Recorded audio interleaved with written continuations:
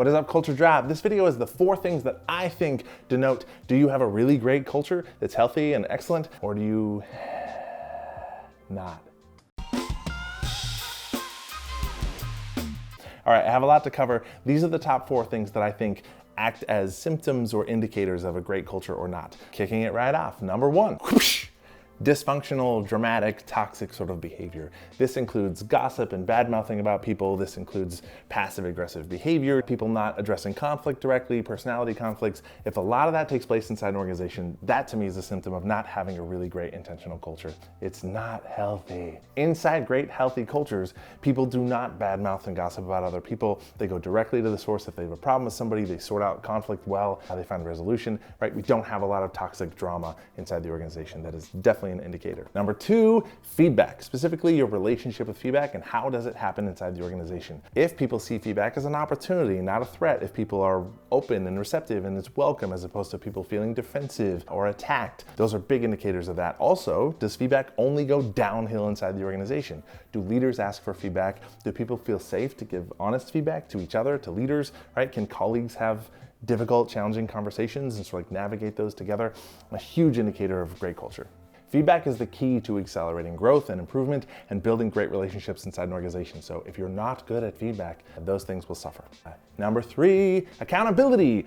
Is accountability inside your organization a moving target? Do we allow some people to get away with behavior that we would never allow from other people based on their job title, how long they've been there, their role, their personality type? A symptom of a great healthy culture is that we are crystal clear about the behavioral ground rules of how do we show up together, how do we treat each other, and how do we perform our work together. So if those things are totally subjective and it's inconsistent, where even in a lot of organizations you have very different cultures throughout the organization. So you might have one department or function or location over here that's super healthy, they get along, they're cohesive, low turnover, it's awesome. And then inside the same organization, a completely dysfunctional culture over here. On this team, right, high turnover, they don't get along well, all that kind of stuff. So like a symptom of that is just accountability is totally subjective and it's a moving target. We allow some people to get away with stuff we would never allow from other people. Okay, number 4, this one's critical.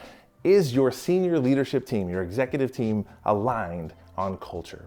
And what I mean by that specifically is if you were to sit each of them down and ask them, what is our culture here? What is culture inside an organization? How do you define it? How do you create culture inside an organization? If everybody on your senior team or your leadership team or your executive team would answer that question in a wildly different way, how can you expect to get culture right inside the organization if you can't even define it and you're not on the same page? Yes, culture inside an organization belongs to every single person. It's not a leadership job, but the leadership team has to be clear and aligned on like what is culture and accountable to that culture and committed to that culture. Because if you don't do that, there's no way that you can be clear about it inside the organization. There's no way you can be consistent with it in the organization, and there's no way that you can be committed to it inside the organization if you don't even know what it is. That is another huge symptom. And it doesn't mean that if you don't have that in place that you have a totally dysfunctional, toxic culture. But my question is, if you approach it from a strategic kind of point of view, how can you expect to get it right and create really intentional culture inside the organization if you can't even define it in the same way and you're not aligned as a leadership team?